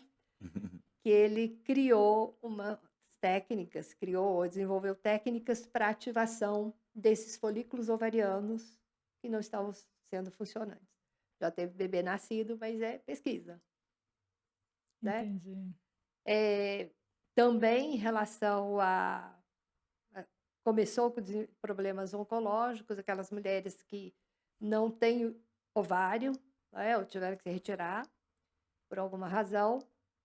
Existe o desenvolvimento de uma malha, tá? De tecido sintético. Ciência de materiais, no caso. Isso. E que, com células pluripotenciais, você tende a fazer o ambiente adequado para se desenvolver folículos, por exemplo, ou folículos que ela guardou, coletou de ovários folículos imaturos de ovários retirados, conseguiu separar os folículos e devolver nessa malha, tá? Então, são tecnologias aí que vão aparecer, né? Em ratos, você já deve ter ouvido falar, inserção de células pluripotenciais nos testículos e formação de espermatozoides, cunhadas nascidas. Então, é por aí que a gente Só vai, para acho que, esclarecer as pessoas, né? As células pluripotenciais seriam as células-tronco pluripotentes, ou seja, capazes de se diferenciar em uma diversidade de outros tipos de células, né? Dependendo aí dos estímulos que elas recebem. E esses estímulos químicos que em laboratório a gente consegue controlar, né, e direcionar essa diferenciação celular para as células que a gente deseja. Então, essa é uma área da ciência encantadora, enriquecedora e inovadora, e fantástico ver também essas aplicações dessa ciência para a reprodução Dá para começar do assistida. zero o podcast desse ponto, a gente falar por exemplo, falar umas 2 horas. E eu queria deixar deixa aqui eu falar, só complementar. Por doutora. exemplo, né, as células pluripotenciais, eu falei difícil, mas são células de medula óssea, por exemplo, que elas têm essa capacidade, né? Células do cordão umbilical que têm essa capacidade. Então, que de repente a gente está falando muito difícil, mas é possível. Às vezes as pessoas já A até gente- conhecem, mas com outros termos, né? Então, muito, muito importante, muito legal. E Tá sendo tão enriquecedor, né? E tantos assuntos, né? Que eu tô aqui com a cabeça fervilhando. Viajando. E já vou dizer o seguinte, né? Nós vamos mandar o link, né, do nosso podcast aos professores de biologia e principalmente os professores de embriologia para mostrar para os seus alunos, né? Porque aqui praticamente foi uma aula, né, do tema. Mas continua, doutora. Não, então, esse mês, por exemplo, nós estamos levando um trabalho, né, um artigo para apresentar no Congresso Brasileiro de Reprodução Assistida, que vai ser em São Paulo no final do mês, dia 31 a 3 de setembro, que é inovador também. É um paciente que tinha câncer, foi retirado, né, a parte reprodutora, as células, os óvulos, né? A gente estimulou os folículos, foram retirados, levado esse ovário para a clínica, a embriologista coletou os óvulos e fertilizou, inseminou, fertilizou e está grávida. Depois congelou, né? Aham. Tratou o câncer e, como tinha útero, ela engravidou com a transferência embrionária. Nossa, fantástico. Isso é muito interessante, principalmente porque eu falo aí até de experiências de graduação, mas nos cursos de graduação de áreas biológicas e áreas de saúde, as disciplinas de embriologia talvez não sejam tão bem aproveitadas, né? Às vezes são curtas, são passageiras, integradas a outras disciplinas. Então, isso pode ser muito importante, pode ser enriquecedor para alunos de graduação de biologia, alunos de ensino médio, alunos de medicina, biomedicina, farmácia que queiram seguir essa área e acho que Estudar a vida. tem informações aqui enriquecedoras, viu? Nesse sentido, que dicas que a doutora poderia dar para esses estudantes que pretendem seguir a área de reprodução assistida? Fazendo um parênteses para passar a palavra, parece que é uma área, inclusive, com carências profissionais, né? Porque aqui em Brasília, principalmente, nós temos uma cultura de serviço público, Sim, concurso, né? sim. E a gente perde muito para essa área.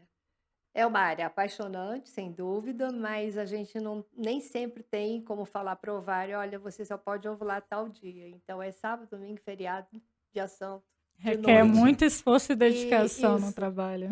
tem que amar. E existem cursos, né? Mas são cursos geralmente rápidos, mas na realidade a grande maioria é treinamento em serviço. Então tem Uhum. que gostar muito para Então, poder se termina a dedicar. graduação, fazer especialização na área, mas o aprendizado acaba se consolidando mesmo com o trabalho. Com a mão na massa. Exatamente. Excelente, doutora.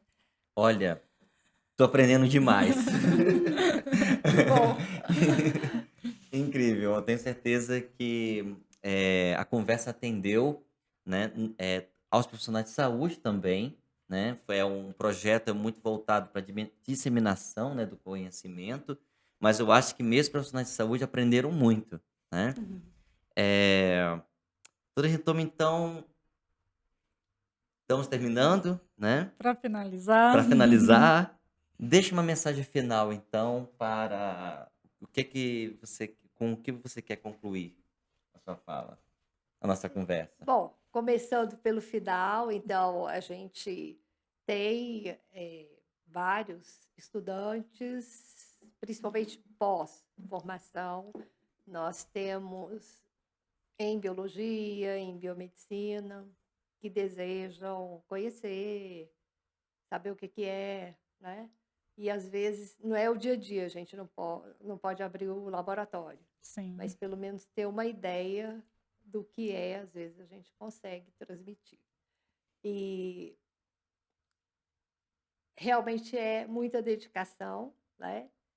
Muita responsabilidade, muita ética e muito estudo. Ou seja, tudo para se dar bem em qualquer profissão.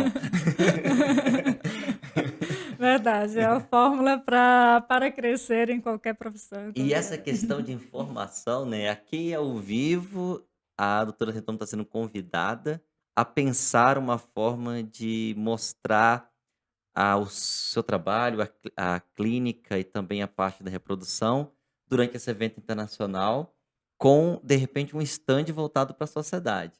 Vai Isso. pensando aí.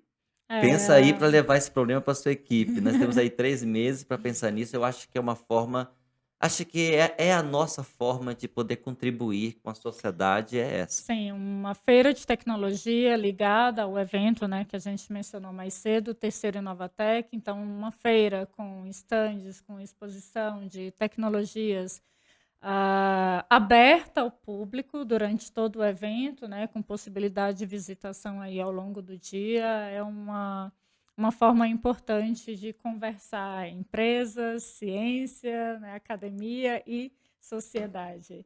E então, nesse momento final do nosso podcast, gostaria de deixar meu imenso agradecimento em nome da People Science à doutora Hitomi Nakagawa, pela sua presença, pela sua disponibilidade de tempo aqui para conversar conosco, compartilhar tantas informações importantes para toda a sociedade e compartilhar suas experiências também. Então, muito obrigada. Eu que É, agradeço. Imagina, e parabenizo novamente por esse trabalho maravilhoso de informação que vocês têm feito. Obrigada. É uma missão que começamos agora, né? Como eu disse no início, o nosso segundo podcast, o segundo de muitos, espero, e sempre com essa missão, né, de trazer informações mais verídicas possível, de trazer informações com mais seriedade e, novamente, com profissionais extremamente qualificados para falar sobre os temas. E agradeço também aí a equipe da Meron Filmes e da Filmes Fora da Lata, na pessoa do Rafael e do Eduardo. Gostaria de deixar também, em nome da People Science, o agradecimento do apoio oferecido pelo Café Bistrô Dona Maricota e pelo Arri Poke Rose, né, ali do Sudoeste, em Brasília.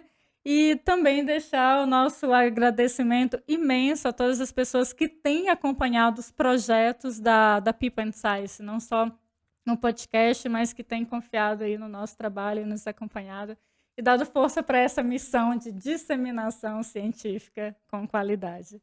Obrigada, pessoal. Obrigada.